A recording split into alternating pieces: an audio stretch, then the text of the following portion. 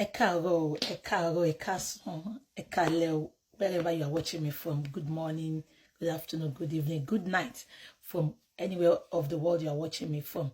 Yeah, chat mi láàárọ̀ yìí, mo ti decide pé ọ̀rọ̀ Lizzy àti Patty Dayo Amusa mo ní dá sí mọ́.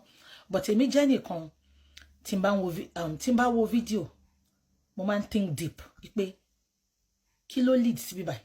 Báwo la ṣe dé bíbáyìí? Ṣé nǹkan tí mo sọ yẹn? Mo wá rí chat tán sọ pé Dayo Amusa release nípa ìgbà tí Lizzy wá bá wọn nínú inbox ìgbà tó ń bímọ. Now ẹjọ́ ẹ̀yin abiyamọ, ẹ̀yin ọlọ́pọlọ, ẹ̀yin onílàákàyè ni mo pè sí bíbáyìí láàárọ̀ yìí. Mi pè àwọn dingbats, mi pè àwọn miscreants, mi pè àwọn tó jẹ́ pé they think from their backside, they think from their anus, they think from their feet, they don't think straight, they follow the public. They don't have their own sense of reasoning. Ṣé ń gbọ́ mi? Now, ìgbà tí mo gbogbo chat ẹ jẹ́ kí sáré ka chat ẹ fún yín. So, màá wá lọ síbi tí mo fẹ́ lọ gangan. So, chat yẹn, Lizzy send chat yẹn ní November 20th, 2024. Now, kí n tó ka chat yìí. Okay, ẹ jẹ́ kí n sáré ka chat yẹn. Lizzy send chat yẹn ní November 20th, 2024. Ó ní congratulations Àdùfẹ́. Oríire náà á bá wa kalẹ̀, inshallah. Much love. Dayo Amusa wa reply, hey babe, amen, I'm honored. Lizzy send love. Lizzy want to send message pé any party for naming or we meet at first birthday of my sweet baby. Let me know how we can appreciate the arrival of our Prince Charming. Dayo wa sọ pé naming is on Monday. Lizzy wa sọ pé okay dear. So on the 27th, Lizzy wa send message again pé Àdùfẹ́ ọmọ mi ńkọ́, just to check on you and our Prince Charming. I will stop by on Sunday to check on our Prince Charming. That was on the 27th. Lizzy ló send message here. Dayo Amusa wa reply pé you said ẹ máa gbọ́ ìgbà tó kíkú ewu ọmọ kò sọ gbogbo eléyìí o ẹ máa gbọ́ ibi tí mo lọ kọ́ nìyẹn. Dayo Amusa wa reply pé you said I do lead people to Esabod's platform to drag you when you had your child. When was that and how? Have you ever seen or heard about me involving or associating myself in all you guys do on social media fracas? Ìgbà tó kí ẹ kú ewu ọmọ, ó sọ yẹn. Ìgbà tí ó ní òun fẹ́ wá kí ẹ, ipe kó tó dijọ́ kò mọ̀ òun fẹ́ wá gift ọmọ yẹn ní nǹkan. Ìgbà yẹn ló rántí pé ó involve ẹ. Ó bá ti má respond sí. Ẹ jẹ́ ká máa sọ lọ. Lizzy wá sọ pé Dayo wá sọ pé have you ever seen me or heard about me, you know? Tó wọ́n relate pẹ̀lú àwọn tó wà lórí Facebook fracas. Lizzy wá sọ pé I value my small cycle and my peaceful personal space in as much as I appreciate you wanting to come check on me. Dayo ló ń pè léyìí o. I think it is not really necessary. No hard feelings. I guide my private life, matrimony, family, like jealously. I do not want that part of my private life exposed out there, especially now that all those Oloribuku bloggers are trying so hard to dig into my private life. And of course, they will find nothing. Ma binu ìyá mi, I just want your fracas family using your visitation as an opportunity to disturb my peace. My warm regards to your husband and kids. Anyway. Ọ̀ṣà ọkọ̀rọ̀ yẹn ṣóyé yín. Now, mi fẹ́ jẹ́ kí gbogbo ọ̀rọ̀ yìí waste ṣé ń gbọ́. Mi fẹ́ jẹ́ kí time yìí waste. Ẹ má gbàgbé pé November 2024 ni Lizzy wọnú inbox Dayo tó lọ kíkú ewu ọmọ. Now, ṣé wọ́n ti gbà tó sọ pé Lizzy lọ ó jalè ní Ìdúmọ̀tà tí ò dé jalè. Tí Ìyábọ̀ Òjó lo Gistlover page tó fi plan tó fi sọ pé Lizzy jalè ṣé wọ́n ti. That was March 2024. Ṣé wọ́n ti péjọ yẹn tí Ìyábọ̀ gbé nǹkan tó ṣẹlẹ̀ yẹn ṣé gbogbo yẹn rántí. Dayo Amusa lọ rẹ́rìn síbẹ̀ tó lọ ṣe báyìí fún Lizzy. Ṣé rántí sórí ìgbà tó gbé Lizzy ní March yẹn ipe ó jalè táwọn Ìyábọ̀ plan fún ní Ìdúmọ̀tà ṣé gbogbo yẹn rántí.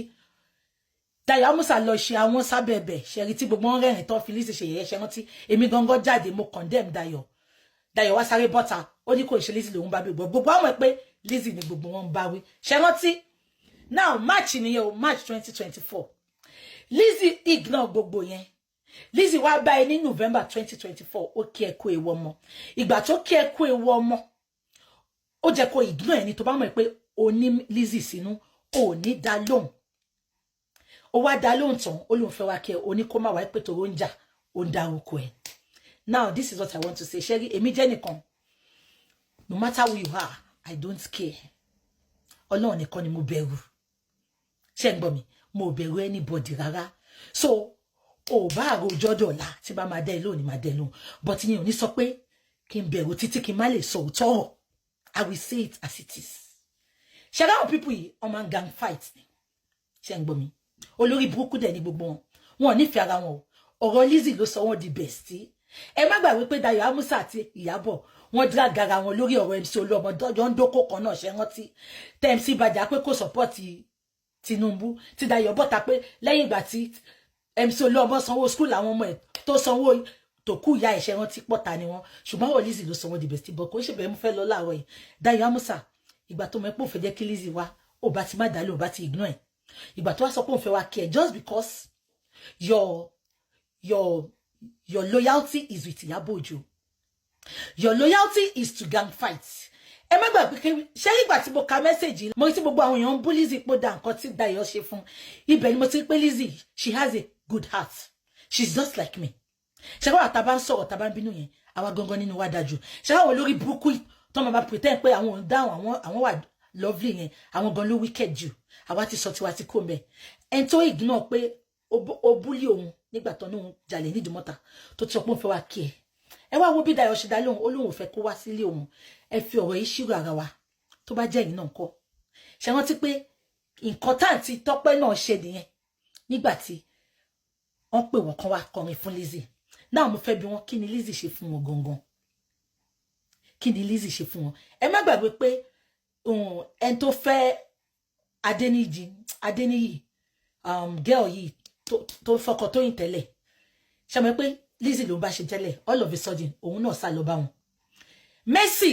Mercy wish Lizzy happy birthday last year wọ́n lọ attack Mercy bring happy birthday wish yẹn ó bring it down everybody tó bá ti rí pẹ̀lú àwọn people pẹ̀lú Lizzy àwọn Ìyábọ̀ lọ gang against ẹni yẹn wọ́n attack ẹ̀ through blog tí Ìyábọ̀ wọn mo rántí pé nǹkan tó ń ṣe fún Lizzy wọ́n ti ṣe fẹ́mi náà dáadáa ìgbà tí mo gbèjà Lizzy Mercy èmi kórìíra àwọn ọmọ ní tíátà àgàgà àwọn ọmọ Yorùbá tíátà yẹn mo kórìíra wọn because their life is not worthy of emulation ìgbà tí mo gbèjà Mercy ìgbà tí because ẹni tí gbogbo ayé bá ti kẹ̀yìn sí èmi ò kí ń like máa bá wọn support kẹ̀yìn sí èmi ò ń sùn síbi kan náà kí n bá wọn ayé kọrí síbi kan náà ṣé ń gbọ́ mo support Lizzy Mercy gbà yẹn Mercy follow me so Mercy wá mo wá gbé photo kan sí Mercy like photo yẹn ẹ mọ̀ kó tó ṣe fún Mercy wọ́n wá lọ crop comment Mercy lábẹ́ photo mi àwọn nǹkan tí mo sọ pé Ìyábọ̀ ló ràn blog Ìyábọ̀ máa lọ like gbogbo blogs yẹn ó máa comment síbẹ̀ wọ́n wá lọ copy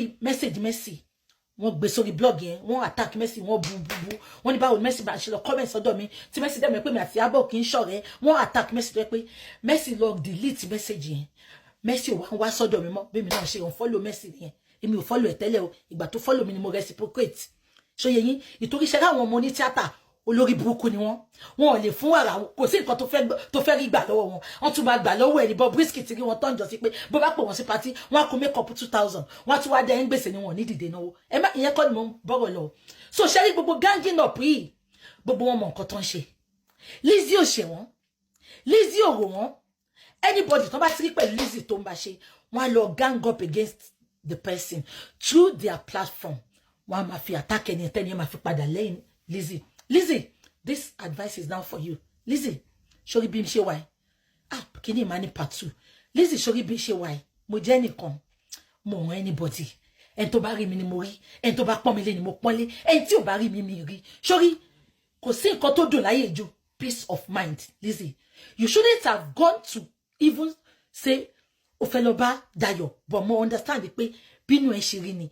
Bínú ẹ ṣe money ní grudges àbí anything against them but they are now using it to turn it against you ipe ìtorí ẹ̀ làwọn ò ṣe bẹ́ẹ̀ ṣe dẹ̀ sọ pé ẹ̀yin èèyàn wa ẹ mà ti gbọ́ àwọn ọ̀rọ̀ yìí tí Bukky Jesse tí ó sọ sí Dayo Amusa àti Lizzy Anjorin títí kan Ìyábọ̀ Òjó nínú fídíò yìí ẹ sì ti gbọ́ àwọn nǹkan tí ó sọ nípa Mercy Aigbe náà. Kí ni ẹ lérò lórí ọ̀rọ̀ tí Bukky Jesse tí ó sọ nínú fídíò yìí? àwọn làwọn ló ń bá àwọn tó ń bẹ ṣe díẹ̀díẹ̀ lẹ́yìn tó ń gang up against wọn.